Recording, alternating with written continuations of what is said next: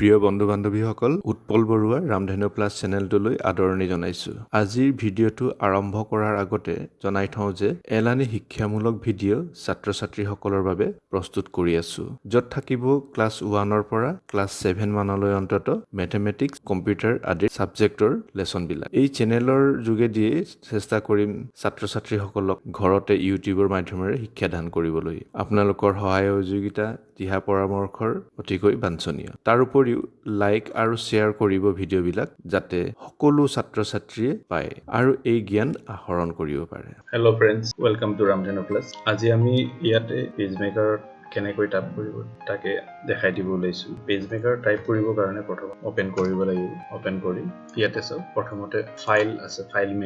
আপোনাৰ মেনুত নিউ মানে নতুন ফাইল অপেন কৰিব ষ্টাৰ্ট কৰিবৰ কাৰণে। ৰিচেণ্টলি কৰা পেজমেকাৰ ফাইল এটা ইমিডিয়েটলি আপুনি অপেন কৰিবৰ কাৰণে ইয়াতে দুটা বস্তুৱে লাগিব। আপোনাৰ হ'ল প্ৰিফাৰেন্স, ডকুমেণ্ট ছেটআপ। তো প্ৰিফাৰেন্সৰ প্ৰথমতে চাওক জেনেৰেট, কণ্ট্ৰল কে মাৰিলেও আহিব। এতিয়া চাওক ফাইল এটা আমি অপেন কৰা নাই এতিয়াও।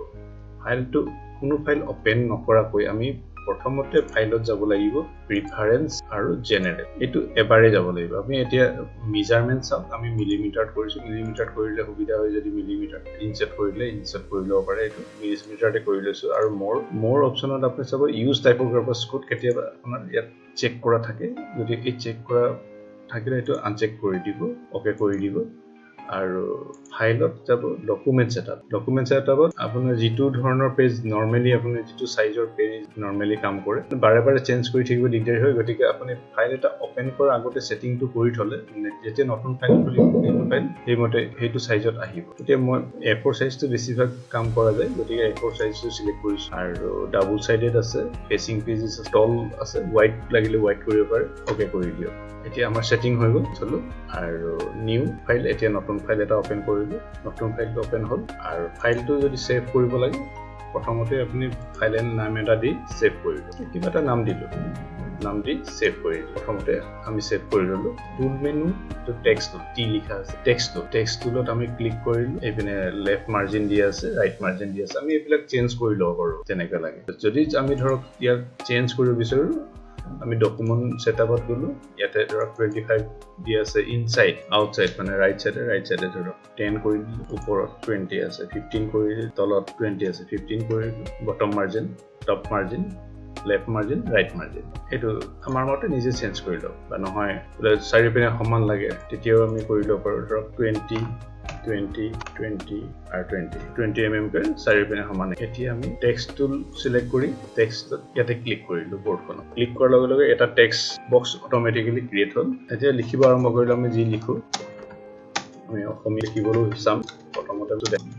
এতিয়া মই বেছি লিখি সময় নষ্ট নকৰি এইখিনিকে মই কপি কৰি পেষ্ট কৰি দিম। অলপ এটা পেৰাগ্ৰাফ টাইপ বনাই দিছোঁ, দেখাবলৈ সুবিধা হ'ব। নেক্সট আৰু এটা পেৰাগ্ৰাফ এণ্টাৰ মাৰিলোঁ, আৰু এটা পেৰাগ্ৰাফ কৰি ঠিক আছে। এতিয়া মই ইয়াতে কণ্ট্ৰল 1 মানে 100%ত আহিলে, কণ্ট্ৰল 2 200%, কণ্ট্ৰল 4 400%। আমি কণ্ট্ৰল 1 মাৰিলোঁ, 100%ত আহি। এতিয়া আমি পেজটো যেতিয়া টাইপ কৰি গৈ থাকিম, এতিয়া চাপ'জ মই এইটো ছেভ কৰিলোঁ। এতিয়া ছেভ কৰি এতিয়া কামটো মই এইটো পেজটো অফ কৰি দিলোঁ। অফ কৰি নেক্সট পিছত মই আকৌ যেতিয়া অপেন কৰিম, ফাইলটো গ'লোঁ, ফাইলত গৈ অপেন কৰিলোঁ। অপেন কৰি মই ABCD নাম দিছোঁ, অপেন কৰিলোঁ। এতিয়া মই টাইপ কৰিবৰ কাৰণে কি কৰিম, মই এতিয়া আকৌ টেক্সট টুলত ক্লিক কৰিলোঁ। কৰি মই যদি এতিয়া টেক্সটৰ ওপৰত ক্লিক নকৰি মই যদি বেলেগত ক্লিক কৰি দিওঁ, ধৰক মই কিবা কাৰণে আনিলোঁ আৰু মই তাৰ তলতে ক্লিক কৰি লিখা আৰম্ভ কৰি দিলোঁ। এতিয়া কি হ'ব, মই এতিয়া চিলেক্ট টুলত গ'লোঁ। এতিয়া এইটো এটা টেক্সট বক্স, এইটো এটা টেক্সট বক্স, দুটা টেক্সট বক্স হৈ গ'ল। এতিয়া মই এইটো বেলেগকৈ গুচি গ'ল, এটা বেলেগ। কালি যদি কিবা কাৰণে ইয়াত কিবা এডিট কৰিব লগা হয়, ই তললৈ গুচি নাযায়, একেলগে নাথাকিব। গতিকে এটা টেক্সট বক্সত নৰ্মেলি থকাটো খুব ইম্পৰ্টেণ্ট হৈ পৰে ৰানিং টেক্সটৰ কাৰণে। ৰানিং টেক্সট যেতিয়া আপুনি এখন ধৰক উপন্যাস টাইপ কৰিছে, এটা টেক্সট বক্সত থকাটো অতি ইম্পৰ্টেণ্ট হয়। গতিকে আমি সেইটো কৰিবৰ কাৰণে, এটা টেক্সট বক্সত ৰাখিবৰ কাৰণে টেক্সট টুলত আহি আমি টেক্সট য'ত লাষ্ট টাইপ কৰিছিলোঁ সেইখিনিৰ ওপৰতে লাষ্ট লাইনত বা ক'ৰবাত টাইপ ক্লিক কৰিলোঁ। কৰি আমি কাৰ্চাৰ দি আমি লাষ্টলৈ গুচি গ'লোঁ বা এন কিটো মাৰিলো আমাৰ লাষ্টলৈকে এতিয়া কি হ'ব আমি এটা টেক্সট বক্সত থাকিম আমি এতিয়া ধৰক মই এইখিনি কপি কৰি পেষ্ট কৰিলো কাৰণ লিখি থাকিব গলে বহুত টাইম লাগিব গতিকে এতিয়া ধৰক আপোনাৰ যেতিয়া টাইপ কৰোতে বেছি টাইপ হ'ব তে ইয়াৰ তলত নাযায় আৰু এতিয়া বক্সটোৰ তলত নাযায় গতিকে আপুনি নেক্সট পেজত যাব লাগিব নেক্সট পেজত যাবৰ কাৰণে আপুনি এই সিলেক্ট টুলে ক্লিক কৰিলে কিন্তু এটা নেক্সট পেজ এটা আপুনি আৰম্ভ কৰিব লাগিব গতিকে নেক্সট পেজটো আৰম্ভ কৰিবলৈ ৰাইট সাইডে লেফট সাইডে চাওক ইয়াতে ৰাইট ক্লিক কৰক ইনসাৰ্ট পেজ ইয়াত ক্লিক কৰিব পাৰে নহলে আপুনি টাইপ লেআউট টুলত গৈ ইনসাৰ্ট পেজ ইয়াত কৰিলে হ'ব ইয়াত ইনসাৰ্ট পেজ কিমানটা পেজ ইনসাৰ্ট কৰিব দুটা আছে মই ধৰক 10টা পেজ মই ইনসাৰ্ট কৰিব তো 10টা পেজ মই ইনসাৰ্ট কৰিলো আৰু আফটাৰ নে এক নম্বৰটোৰ পেজৰ আগত কৰিব নে পিছত কৰিব যদি নৰমালি আমি পিছতে কৰিম গতিকে আফটাৰ বুলি দিলো আৰু ইনসাৰ্ট 10টা পেজ আৰু এড হৈ গ'ল তো 11টা পেজ হ'ল এক নম্বৰ পেজত আকৌ গ'লো গৈ এই টেক্সট বক্সটোত মই ক্লিক কৰিলো কৰি এইটো মই মাৰ্জিনলৈকে ওপৰলৈ লৈ আনিলো তলৰ যিটো বটম মাৰ্জিন আছে বটম মাৰ্জিনলৈকে ইয়াত কৰিলো এতিয়া দেখিছে ইয়াতে ৰঙা তললৈ কাৰ্চিন এটা আছে তো এইটোত ক্লিক কৰি দিলে আপোনাৰ বাকি টেক্সটখিনি আমি বেলেগলৈ লৈ যাব পাৰিম এতিয়া মই বেলেগ এইটো কাৰ্সাৰটোত থাকিলে এই টেক্সটখিনি কপি হৈ আছে মানে আমি বেলেগ এটা পেজলৈ লৈ যাওক বাকিখিনি বেলেগ এটা পেজলৈ গুচি যাব কন্টিনিউ হ'ব এতিয়া সব বাকিখিনি বেলেগ এটা পেজত আহিব এনেকে ধৰণে আমি কৰিব লাগিব তাৰমানে তেতিয়া আমি এতিয়া সব মই যদি ইয়াতে টেক্সট টুলে দি ক্লিক কৰিলো আৰু কন্ট্ৰলে মাৰিলে সিলেক্ট অল কৰিলো কন্ট্ৰলে মাৰি এতিয়া সব এক নম্বৰ পেজতো সিলেক্ট হ'ব এক নম্বৰ পেজত মই গলো এক নম্বৰ পেজতো সিলেক্ট হৈ আছে তাৰমানে গোটেই টেক্সট এক নম্বৰ আৰু দুই নম্বৰৰ যিখিনি টেক্সট আছে গোটেইখিনি এটা টেক্সট বক্সৰ ভিতৰত সোমাই আছে গতিকে আপোনাৰ বস্তুত কন্টিনিউটি থাকিব আজি যদি মই এক নম্বৰ পেজত কিবা এডিট কৰো ধৰক মই ইয়াত যদি আৰু এটা দুটা লাইন কিবা লিখিব লগা হ'ল এতিয়া কি হ'ব এই যে তললৈ গৈ আছে পেজটো তললৈ যোৱাখিনি পিছৰ পেজটো দুই নম্বৰ পেজলৈ অটোমেটিক্যালি গুচি যাব এটা আছে দুই নম্বৰ পেজলৈ গুচি গ'ল মই যদি আৰু কেইটামান পেজ ভৰাই দিওঁ সব এই পেজটো ফুল হৈ যাব এতিয়া চাব আৰু কেইটামান মই কিবা কিবি ভৰাই দিলো লাগিলে মই গোটেই পেৰাটোৱে লৈ গ'লো ইয়াত এতিয়া চাওক দুই নম্বৰ পেজত কন্টিনিউ হৈ থাকিলে গতিকে আপোনাৰ কিবা এডিট কৰিবৰ কাৰণেও অসুবিধা নহ'ব এতিয়া চাওক দুই নম্বৰ পেজতো পেজটো ফুল হৈ গ'ল ফুল হৈ যোৱাৰ কাৰণে আমি এতিয়া আকৌ এইটো ওপৰলৈ লৈ গ'লো তাত ধৰি কিনে সিলেক্ট কৰি আমি টেক্সট টুলেদি সিলেক্ট কৰিব নোৱাৰো সিলেক্ট টুলেদি সিলেক্ট কৰিব লাগিব কৰি ওপৰলৈ গৈ এই ৰঙা সৰু কাৰডালত ক্লিক কৰি কাৰ্সাৰটো নি টেক্সট বক্সৰ এইটো কন্টিনিউ কৰি দিলো এই আপোনাৰ নেক্সট পেজত এনেকে ধৰণে কৰি যাব লাগিব এইটো হ'ল প্ৰথম টাইপিং কৰাৰ কাৰণে আপোনাৰ যিখিনি ইম্পৰ্টেন্ট কথা এটা ধৰক এইটো 3 নম্বৰ পেজৰ এইখিনিতে আমাৰ চেপ্টাৰটো শেষ হৈছে চেপ্টাৰটো শেষ হ'লে জেনাৰেলি আমি বেলেগ এটা টেক্সট বক্স লৈ আৰম্ভ কৰাটো ভাল তেতিয়া কি হয় সেই চেপ্টাৰটো বেলেগ হৈ থাকে আৰু যদি আপুনি বিচাৰে বোলে নহয় আপুনি টেক্সট বক্সটো আপোনাৰ কন্টিনিউ হৈ থাকিব লাগে বেলেগ চেপ্টাৰটো তেনেহ'লে আপুনি দুটা স্পেচ বেছিকৈ আপুনি এন্টাৰ মাৰি টাইপ কৰি দিও কৰি এই ব্ল্যাঙ্ক লাইনটো আপুনি ওপৰলৈ উঠাই দিও নেক্সট পেজত কন্টিনিউ কৰি দিও কন্টিনিউ হৈ গ'ল এতিয়া আপুনি ইয়াতে যিখিনি আনিছে তাতে ক্লিক কৰিব বাহিৰত ক্লিকটো বেছি তলত ক্লিক নকৰিব ঠিক এই টেক্সট যিখিনি ব্ল্যাঙ্ক টেক্সট আনিছিল এই টেক্সটখিনিৰ ওপৰত ক্লিক কৰি দিয়ক বা আপুনি টেক্সট নেক্সট চেপ্টাৰটো তাতে লিখা আৰম্ভ কৰি দিব পাৰে কৰি আধা লিখাৰ পিছত আপুনি ইটো পেজত নেক্সট পেজলৈ আকৌ লৈ আনিব পাৰে তেতিয়া বেছি সুবিধা হ'ব তো আপুনি মই এতিয়া এটা নেক্সট চেপ্টাৰটো এতিয়া ইয়াত লিখিব পাৰো সো এইখিনি বেসিক কথা যিখিনি আপোনালোকে আৰম্ভণিতে জনা খুব ইম্পৰ্টেন্ট সেইকাৰণে এইখিনি কথা জনাই দিম এটা সেভ কৰিম মাজে মাজে আপুনি সেভ কৰি থাকিব যাতে কিবা কাৰণে বন্ধ হৈ গ'লে বা কিবা প্ৰবলেম হ'লে যাতে আপোনাৰ ডাটাখিনি সেভ হৈ থাকে বহুতে টাইপ কৰি থাকোঁতে সেভ কৰিব পাহৰে গতিকে সেইটো নকৰিব মাজে মাজে সেভ কৰি থাকিব ডকুমেণ্টছ এটা এইখিনি চালো প্ৰিন্টিঙৰ কাৰণে ইয়াতে গ'লে হ'ল যেতিয়া আপুনি যিটো প্ৰিন্টাৰ আপুনি সিলেক্ট কৰিব আপুনি প্ৰিন্টাৰ প্ৰিন্টিং কৰিব পাৰিব ইয়াতে গতিকে ইয়াতে বিশেষ চাব লগা নাই ইয়াত এতিয়া চাও আনডু আছে কিবা এটা ধৰক আপুনি এটো মই ডিলিট কৰি দিলো কৰি দি হেতু আনডু কৰিলে আকৌ আহিব হেতু সবে জানে আৰু কাট কৰিবৰ কাৰণে কপি কৰিবৰ কাৰণে পেস্ট কৰিবৰ কাৰণে ক্লিয়াৰ কৰিবৰ কাৰণে এইখিনি মই বেছি এক্সপ্লেইন কৰি নাথাক সিলেক্ট অল মানে হ'ল আপোনাৰ গোটেই টেক্সট যত আছে তাতে সিলেক্ট কৰিবৰ কাৰণে আপুনি এতিয়া টেক্সট টুলত লৈ টেক্সট টুলৰ টেক্সট বক্সৰ ভিতৰত যেতিয়া ক্লিক কৰিব কৰি সিলেক্ট অল কৰিব আপুনি কন্ট্ৰল এ মাৰিলে হ'ব কিবোৰ্ডত কন্ট্ৰল এ লিখাই আছে সিলেক্ট অল আকৌ ডিসেলেক্ট কৰিবৰ কাৰণে deselect all shift control A page multiple এটো মই পিছত দেখাই দিম যে টাইপ কৰাটো মেইন কথা টাইপ কৰাৰ কাৰণে ইম্পৰ্টেন্ট বস্তুখিনি মই আপোনাক দেখাই দি আছো গো টু পেজ এতিয়া মই আছে সব তলত 4 and 5 নম্বৰ পেজত আছে 4 and 5 নম্বৰ পেজৰ পৰা আপুনি ধৰক ডাইৰেক্ট 1 নম্বৰ পেজলৈ যাব লাগে আমি গো টু পেজ 1 নম্বৰ পেজলৈ গুচি গ'ল এনে ধৰক আপোনাৰ 300 পেজৰ এখন কিতাপ আছে লিখিছে আপুনি যিকোনো এটা পেজ নাম্বাৰত যাব লাগে আপুনি তেনেকৈ গো টু পেজ কৰি কিনে যাব লাগিব এতিয়া 10টা 11টা পেজ আছে আপুনি এনেকৈ গো টু নকৰিলে হয় ইয়াতে পেজ যিটো পেজ আছে ইয়াত দেখা পাই আছে এই পেজটো ক্লিক কৰিলে এই পাৰ্টিকুলাৰ পেজটো গুচি যাব পাৰিব কিন্তু যেতিয়া বেছি পেজ থাকিব আপুনি ইয়াত স্ক্ৰল কৰোতে আপোনাৰ বহুত দেৰি লাগিব গতে গো টু কৰিলে আপুনি ইমিডিয়েটলি গৈ পাব এই কাৰণে গো টু পেজটো লাগে ইনচাৰ্ট পেজটো অলপ আগতে দেখাইছো ইনচাৰ্ট কেনেকৈ কৰিব লাগে পেজ আৰু ৰিমুভ পেজ কোনবা যিকোনো এটা পাৰ্টিকুলাৰ পেজ এটা ৰিমুভ কৰিব কাৰণে আৰু শৰ্ট পেজটো ইম্পৰ্টেন্ট হয় কেতিয়াবা কি হয় আপোনাৰ 8 নম্বৰ পেজত পেজ P8 লিখিলো 9 নম্বৰ পেজত P9 লিখিলো এতিয়া মই ধৰক কিবা কাৰণে এই 9 পেজটো 8ত নিব লাগে 8ৰ পেজটো 9ত নিব লাগে তেনেহলে আমি তেনেকুৱা কৰিবৰ কাৰণে আমি শৰ্ট পেজ কৰিব পাৰো এইটো ডাবল পেজেস আছে এই কাৰণে এই চেঞ্জ হোৱা নাই আৰু যদি সিঙ্গল পেজত থাকে এইটো চেঞ্জ হৈ যাব মই সিঙ্গল পেজ কৰি দেখাই দিম আপোনাক পেজ সেটআপ ডাবল সাইডেড টু গুচাই দিলো সিঙ্গল পেজ দিলো এতিয়া সব মই শৰ্টত গলো শৰ্টত 8 নম্বৰ আৰু 9 নম্বৰ মাজত মই সব কৰি দিম 8 নম্বৰটো 9 নম্বৰত লৈ যাম 9 নম্বৰটো 8 নম্বৰ লৈ যাম মই এতিয়া 8 নম্বৰটো 9 নম্বৰৰ পিছলৈ ঠেলি এতিয়া ওকে কৰি দিলো এতিয়া 8 নম্বৰটো আৰু 9 নম্বৰ আপুনি চাও 8 নম্বৰত 9 নম্বৰ বুলি লিখা থাকিব এটো 8 নম্বৰ পেজ আপুনি চাও আৰু 9 নম্বৰ পেজত চাও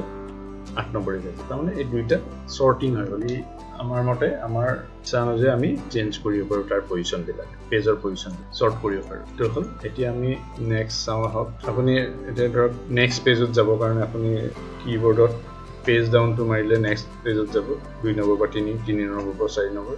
আৰু পেজ আপ টু মাৰিলে আপুনি প্ৰিভিয়াস পেজলৈ যাব পাৰিব আৰু ইয়াতো আছে গো বেক মানে হেটো প্ৰিভিয়াস পেজত গো ফৰৱাৰ্ড আগলৈ যাব কাৰণে কলম গাইড টু কলম যদি আপুনি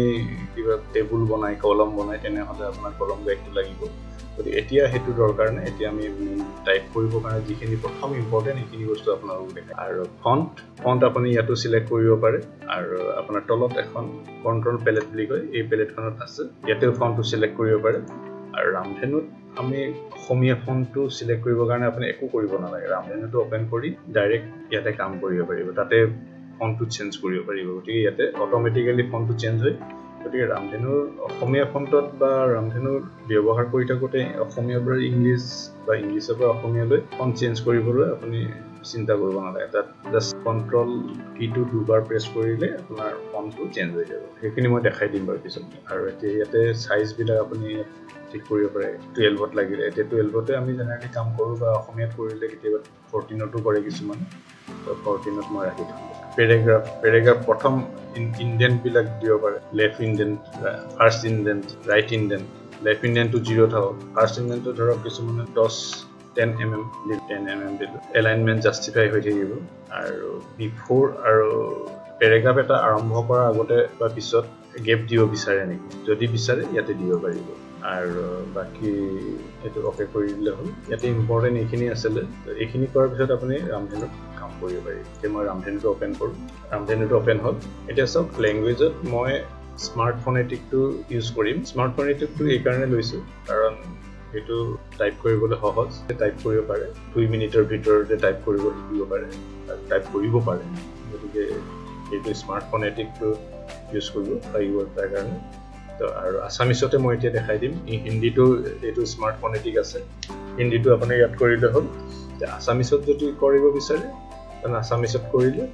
আৰু সেটিংছত আপুনি চাই ল'ব লাগিব আসামিজ মোডত আছে নে বেংগলী মোডত আপুনি যদি বাংলা টাইপ কৰিব বিচাৰে বেংগলী মোডত কৰি ল'লে হ'ল আৰু ফন্টটো ৰামধেনু ফন্টত থাকিব আৰু পেজ মেকাৰ মোডত থাকিব আৰু বাকি ইয়াতে ঠিক সেইধৰণে আপুনি হিন্দী ফনেটিকটো কৰিব স্মাৰ্ট ফনেটিকত কৰিব কাৰণে হিন্দীত এতিয়া চাব লাগিব হিন্দী এশিয়ান ফন্ট আছে ৰামধেনু ফন্ট হিন্দী ৰামধেনু ফন্টত ক্লিক কৰি ল'ব তো এইখিনি ইম্পৰ্টেন্ট আৰু এতিয়া মই যেটো অসমীয়া টাইপ কৰিম গতে অসমীয়া আসামিজ স্মাৰ্ট ফনেটিকত টাইপ ক্লিক কৰিলো সেটিংছত এইখিনি ক্লিক কৰাই আছে আছামিজ ৰামধেনু ফন্ট আৰু পেজমেকাৰ এইখিনি মনত ৰাখিব আৰু এতিয়া আমি চাম অটো ফন্টটো অন আছে মানে ফন্ট অটো চেঞ্জ অন থাকিলে পেজমেকাৰ বা MS Word 2007 ত ই অটোমেটিক্যালি ফন্টটো সিলেক্ট কৰি দিব আপুনি আৰু ফন্ট বেলেগকৈ চেঞ্জ কৰিব নালাগে ইউজ কন্ট্ৰোল স্ক্ৰল কি থাকিলে আপোনাৰ ধৰক অসমীয়াৰ পৰা ইংৰাজীলৈ নিবলৈ বা ইংৰাজীৰ পৰা অসমীয়ালৈ নিবলৈ আপুনি এতিয়া শিফট কন্ট্ৰোল অল্টাৰ টি মাৰিলে অসমীয়ালৈ আহিব বা ইংৰাজীৰ কাৰণে শিফট কন্ট্ৰোল অল্টাৰ স্পেচ এইবিলাক দীঘল হয় আৰু আপুনি কাম যেতিয়া ৰানিং কাম কৰি থাকিব দীঘলীয়া কাম স্পিডত কৰি থাকিব তেতিয়া কি হয় এইবিলাক কৰি থাকিবলৈ সময়ো যায় আৰু আপোনাৰ কনসেন্ট্ৰেচনটো ব্ৰেক গতিকে আমি কি কৰিছো আপোনাৰ কিবোৰ্ডত যেটো কন্ট্ৰোল কিটো আছে কন্ট্ৰোল কিটো দুবাৰ প্ৰেছ কৰিলে যাতে আপোনাৰ যদি অসমীয়া টাইপ কৰিছে ইংৰাজীলৈ অটোমেটিক্যালি গুচি যায় লগে লগে আকৌ ইয়াৰে ইংৰাজী ফন্টটো তাৰ পেজমেকাৰত অটোমেটিক্যালি লৈ ল'ব গতিকে তেনেকৈ কৰিবৰ কাৰণে সেই সিস্টেমটো অন কৰিবৰ কাৰণে ইউজ কন্ট্ৰোল স্ক্ৰল কি অন কৰিছো আৰু অটো কিবোৰ্ড সুইচিংটো হলে অফে থাকিব এটো অল কাৰেকচন কৰাৰ সময়ত দৰকাৰ হলে ইউজ কৰিব নহলে ইউজ নকৰিলেও কথা নাই এটো অপচনেল মই ৰাখি থৈছো কেতিয়াবা কাৰোবাক লাগে কাৰণে ৰাখি কিন্তু এটো বেছি ইম্পৰ্টেন্ট নহয় গতিকে এতিয়া চাওক আপুনি ফন্ট কোনটো ইউজ কৰিব হেটো চাব লাগিব ইয়াতে আমি এটা লিষ্ট অফ ফন্টস আমি বনাই থৈছো আমি 47 ফন্টসৰ লিষ্ট বনাই থোৱা আছে অলৰেডি আৰু আপুনি যদি ইচ্ছা কৰে ফন্টসৰ নতুন লিষ্ট এটা ইয়াৰ লগত এড কৰিব পাৰে গতিকে এড কৰিবৰ কাৰণে এড নিউ ফন্টস কৰিলে আৰু ইয়াতে ফন্ট কোনটো ফন্টৰ নামটো ধৰ নৰমাল ফন্টত কোনটো ফন্ট থাকিব নিউমেৰিক ফন্টত কোনটো থাকিব ইংলিছত কোনটো ফন্ট ল'ব আপুনি নতুনকৈ লিষ্টত এড কৰিব পাৰে এড কৰিলে তাৰপিছত যেতিয়া এড কৰা হৈ যাব এটা সেভ সেটিং কৰিলে next 47 পিছত 48 নম্বৰ লিষ্টত আহিব তাৰ 49 50 এনে ধৰণে আপুনি লিষ্টত আৰু ফন্ট নেম এড কৰিব পাৰিব কিন্তু 47 যিগিটা আছে এইগিটাই আমি সৈতে আমি ইউজ কৰিম এতিয়া গীতাঞ্জলি লাইটটো জেনাৰেলি বেছিভাগে প্ৰথম নৰমাল আখৰ লিখিবৰ কাৰণে ইউজ কৰে গতিকে গীতাঞ্জলি লাইটটো আমি ইউজ কৰিম এতিয়া আৰু আপোনাক যদি লাগে আপুনি নেক্সট বটনটো ক্লিক কৰি আপুনি বেলেগ চেঞ্জ কৰি ল'ব পাৰে গণেশ আছে কালিকা আছে কল্পনা আছে কল্যাণী আছে কথিত আছে নৈনা আছে ঠিক আছে প্ৰেৰণা আছে তাৰপিছত আপোনাৰ ৰচিতা আছে ৰাহুল ৰবীন্দ্ৰ এনেকে ধৰণে আপোনাৰ আছে মই 001 ইয়াতে প্ৰিভিয়াছ মাৰি পিনে 001 কৰি লৈছো যাতে আমি গীতাঞ্জলি লাইটটো পাব পাৰো প্ৰথমতে গীতাঞ্জলি লাইটতে আমি কাম কৰিম এতিয়া পেজ মেকাৰটো আৰম্ভ কৰি আগতে যিখিনি আমি টেষ্টিংৰ কাৰণে টাইপ কৰিছিলো এইখিনি মই ডিলিট কৰিলো কন্ট্ৰোলে মাৰিলো গোটেইখিনি সিলেক্ট কৰি ডিলিট মাৰি দিলো ডিলিট হৈ গ'ল এতিয়া আমি টেক্সট টুলত ক্লিক কৰি আমি নতুন এটা এতিয়া চাওক মই ক্লিক কৰাৰ লগে লগে লেফট মাৰ্জিনৰ পৰা অলপ ৰাইট সাইডলৈ কাৰ্সাৰটো গৈছে ইয়াৰ মিনিং হ'ল আমি ইন্ডেন্ট সেটিং কৰিছিলো ইন্ডেন্ট সেটিংত কৰোতে তাতে ফাৰ্স্ট লাইনটো 10 mm ৰাইট সাইডলৈ যাব গতিকে আমি তেনে ধৰণে সেটিং কৰা আছিল কাৰণে ইয়াত 10 mm ৰাইট সাইডলৈ গৈছে পিছৰ বিলাক লেফট মাৰ্জিনৰ লগত সমানে আহিব এতিয়া ধৰক মই কিবা এটা অসমীয়া কিবা এটা লিখিব বিচাৰিছো মানৱ MANOW মানৱ মই 200% ডাঙৰ কৰি লৈছো কন্ট্ৰোল 2 মাৰিলো 200% কৰিলো ডাঙৰ কৰিবৰ কাৰণে কন্ট্ৰোল 4 মাৰিব পাৰো 400% যেনেকৈ লাগে এতিয়া সব মানৱ জীৱনত জানিবলগীয়া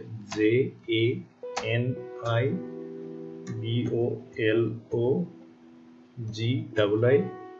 shift y a KOTHA শিকিব লগিয়া SHIKIBOLOGIA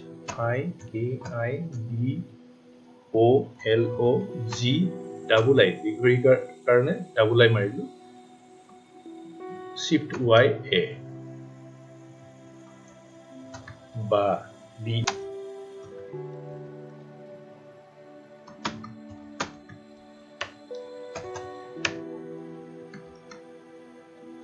লিখি যাব পাৰে তো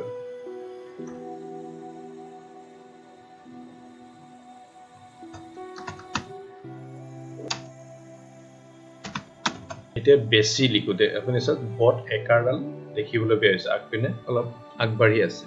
গতিকে মই এটো কি কৰিম BE লিখিলো ই টো আৰু এবাৰ লিখিলো তেতিয়া আগপিনে আগবাঢ়ি থকা একাৰডাল নোহোৱা হৈ যাব CHI বেছি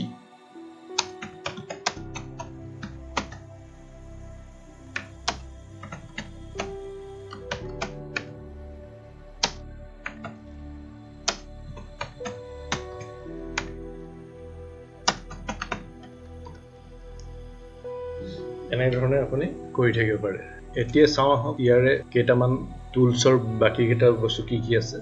ইয়াতে এটা বক্স বনাবৰ কাৰণে বক্স আপুনি ৰেক্টেংগুলে হওক বা স্কুৱেৰে হওক স্কুৱাৰ যদি স্কুৱেৰ বনাব লাগে শিফটটো ধৰি ল'ব শিফটটো ধৰিলে স্কুৱাৰ হ'ব আৰু তাৰ সাইডত এইটো সব এইটো হল ভিতৰত আপোনাৰ কালাৰ নাথাকে অকল আউটলাইনটো থাকিব ভিতৰত কালাৰ দিব নোৱাৰে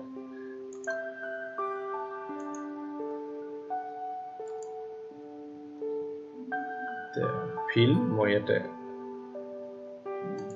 সলিড ফিল কৰি দিলোঁ বা আপুনি সলিড ফিল কৰিব পাৰে বা কালাৰ দিব পাৰে উইন্ডোজত গৈ হাইড কালাৰ বা শো কালাৰ এড কৰি দিলে এটা কালাৰটো আমি সিলেক্ট কৰি দিব ভিতৰত বেলেগ কালাৰ দিব পাৰোঁ আৰু ঠিক একেধৰণে যিকোনো গোল বস্তু এটা বনাবৰ কাৰণে সাৰ্কেল বনাবৰ কাৰণে এইটো ইউজ কৰিব পাৰোঁ এইটো পলিগন বনাবৰ কাৰণে পলিগনৰ আপোনাৰ কেইটা সাইড থাকিব সেইটো আপুনি সিলেক্ট কৰিব পাৰে পলিগন সেটিংৰ কাৰণে আপুনি যাব লাগিব polygon setting elements polygon setting আপুনি যদি এটা ছটা আছে মই ইয়াতে ধৰক 12টা কৰি দিলোঁ 12টা থকা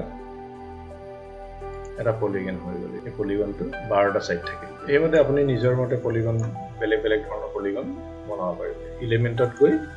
পলিগন সেটিং অফ কৰিব হাইফেনেশন ইউজ কৰিব নকৰিব আপুনি হাইফেনেশন অফ কৰি ৰাখিব পাৰে নালাগিলে আৰু অসমীয়া আখৰ লিখোতে হাইফেনেশনটো অফ কৰি থলে ভাল তেনেহ'লে ফ্ৰেণ্ডছ আজিলৈ এই ভিডিঅ'টো ইমানতে সামৰিব ওলাইছোঁ ইয়াৰ দ্বিতীয় খণ্ডটো বেলেগকৈ দিম ভিডিঅ'টো অলপ দীঘল হ'ল কাৰণ এটা ভিডিঅ'ত গোটেইখিনি কমপ্লিট কৰা সম্ভৱ নহয় গতিকে নেক্সট এটা ভিডিঅ'ত বাকীখিনি দিম ভিডিঅ'টো চাই যদি ভাল পালে লাইক কৰিব শ্বেয়াৰ কৰিব যাতে আন 10জনেও উপকৃত হ'ব পাৰে যদি সাবস্ক্ৰাইব কৰা নাই তেনেহ'লে অনুগ্ৰহ কৰি সাবস্ক্ৰাইব বাটনটো ক্লিক কৰি সাবস্ক্ৰাইব কৰি ল'ব ধন্যবাদ